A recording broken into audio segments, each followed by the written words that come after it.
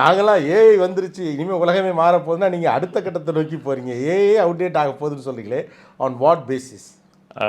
Basic AI is already outdated. ஏன்னா first AI கண்டுபிடிச்சவங்க அந்த AI வந்து ஹியூமனை மிமிக் பண்ணுன்றதுக்கு தான் வந்தது.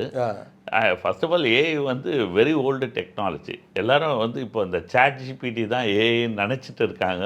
அதுவே ஒரு முதல் தப்பு. சாட் ஜிபிடி வந்ததால் ஏஐ வந்து மக்களுக்கு தெரிய வந்தது.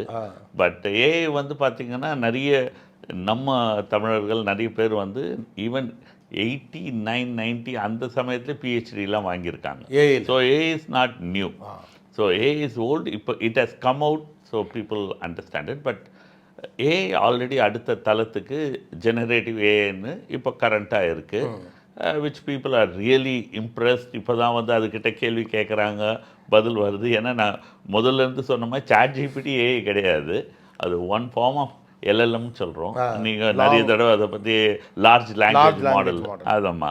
இப்போ வந்து என்னென்னா அடுத்த தளத்துக்கு ஏஐயை கொண்டுட்டு போகிறதுக்கு மிக தீவிரமாக எல்லா பெரிய கம்பெனிஸும், அது இது ஓப்பன் ஏஐயாக இருக்கட்டும், கூகுள், இவங்க இலான் மஸ்குடைய கம்பெனி கிராக், அது கிளாட் எல்லாருமே பண்ணிகிட்டு இருக்காங்க. அதுடைய நெக்ஸ்ட்டு பரிமாணம் வந்து AgI, artificial general intelligence.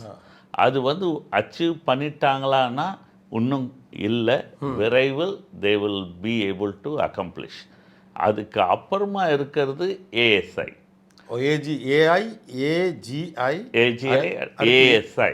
Artificial super intelligence. இப்போ நீங்கள் பார்த்தீங்கன்னா ஆர்டிஃபிஷியல் சூப்பர் இன்டெலிஜென்ஸ் அண்ட் ஓஐன்னு, ஓஐன்றது ஆர்கனாய்டு இன்டெலிஜென்ஸ். இப்போ இந்த ஏஎஸ்ஐயும் ஓஐயும் நீங்கள் இப்போ 29, 30க்கெலாம் வந்துட்டிங்கன்னா அதை பற்றி தான் பேசுவோம். ஏஜிஐயும் பேச போகிறோம். ஏன்னா ஏஜிஐ வந்து இன்றைக்கி இருக்கிற ஏஐ வந்து ஜெனரேட் பண்ணும். ஏஜிஐ வந்து இட் ஹாஸ் காக்னேட்டிவ் ஸ்கில்லுன்னு சொல்லுவோம், ரொம்ப இம்பார்ட்டண்ட். ரீசனிங் பண்ணுறது, மனிதன் மாயே அது வந்து திங்க் பண்ண ஆரம்பிக்கும். இப்போ ஒரு கிளாஸை கொடுத்து நீங்கள் வந்து என்னை வந்து கீழே போட்டுருன்னா நான் போட மாட்டேன். ஏன்னா நான் ஹியூமன் திங்க் பண்ணுறேன், அது கீழே போட்டால் கிளாஸ் உடஞ்சிட்டு வந்து அந்த ஸ்கில்ஸை கொண்டுட்டு வர்றது தான் ஏஜிஐ, அந்த ரீசனிங்.